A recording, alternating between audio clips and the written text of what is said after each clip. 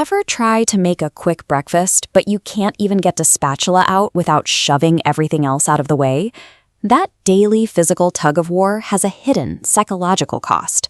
When every drawer is packed and every counter is covered, your brain processes that visual noise as a persistent, low-level stressor. It spikes your cortisol and drains your decision-making energy before you've even poured your coffee. Traditional Japanese architecture approaches this problem through a concept called ma.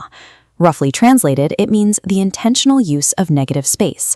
In a kitchen, ma suggests that the room's true utility does not come from the sheer volume of specialized gadgets you own.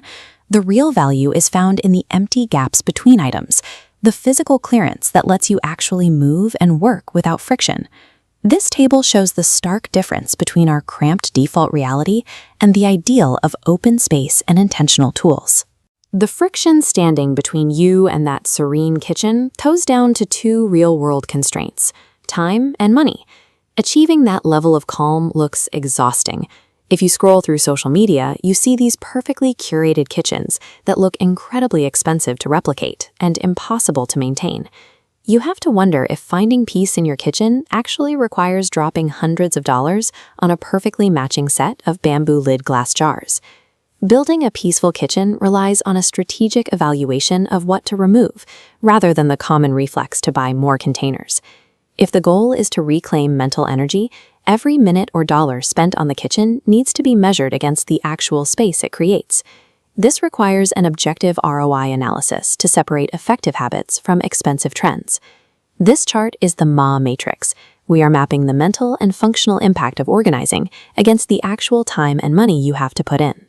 This framework filters out the minimalist hype. We are looking for the exact actions that pay out the biggest psychological dividend for the absolute lowest effort. That brings us to the top left corner. Zone 1, the zero-cost purge. You spend roughly 20 minutes here. Throw out the expired spices, recycle the mountain of plastic bags, and clear the dining table. The only hurdle is confronting the momentary guilt of throwing away a half-full bottle of dressing you forgot about. The financial cost is zero. Clearing Zone 1 proves that you can gain immediate visual relief and reclaim usable surface area right now, without opening your wallet. Once the obvious trash is gone, we step up to a tier that requires slightly more effort but permanently speeds up how you cook. Welcome to Zone 2, the functional edit. This requires a ruthless audit of your drawers. You need to pull out the highly specialized electric gadgets you never plug in and get rid of the duplicate spatulas and ladles you keep around just in case. The physical friction vanishes. Drawers slide open easily. You start cooking using only your most reliable, essential tools because there is absolutely nothing else in the way. You will have to fight some emotional resistance here. It feels risky to let go of backups. We attach a false sense of safety to having 3 whisks, even if we only ever use one. Sacrificing that false security is the price of admission. It is a mandatory trait to gain a kitchen that flows rapidly and frictionlessly with your daily routine. Which leads us to the final, most demanding sector of our matrix, the idealized aesthetic standard heavily promoted on social media.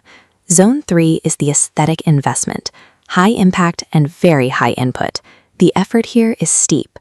It involves a total replacement of mismatched plastics with durable glass or steel, buying uniform plates, and decanting packaged pantry staples into matched containers. The payoff is genuine. It completely eradicates the visual noise of branded packaging, maximizes hygiene, and delivers peak visual tranquility. But look at the trade-off. You are spending significant upfront capital, and you are adding a permanent, labor-intensive chore to your routine. Every time you buy groceries, you now have to unpack and decant them. That Pinterest-perfect aesthetic is not a one-time fix. It is an ongoing tax on your time and budget that you must actively maintain forever. So how do you actually apply this matrix to your own lifestyle without burning out? Keep the core philosophy of May in mind. The goal is to cultivate the emptiness of the space. You cannot achieve that by purchasing more aesthetic products to organize existing clutter. This scorecard maps your strategy based on your capacity. If you are overwhelmed and your primary goal is stress reduction on a tight, busy schedule, you are a pragmatist. Your boundary is strict. Finish the zero-cost purges and the functional edits, and then stop entirely. Avoid the expensive maintenance traps of the aesthetic tier. Drawing the line there secures the vast majority of the mental health benefits of negative space, without adding a single ongoing chore or financial burden to your life. If you are willing to spend the money and the hours to achieve maximum visual serenity, you are an aesthetic optimizer. You can pursue that high-input aesthetic tier, but only under one strict condition. You must aggressively purge your duplicate items first. And you must consciously accept the deal you are making.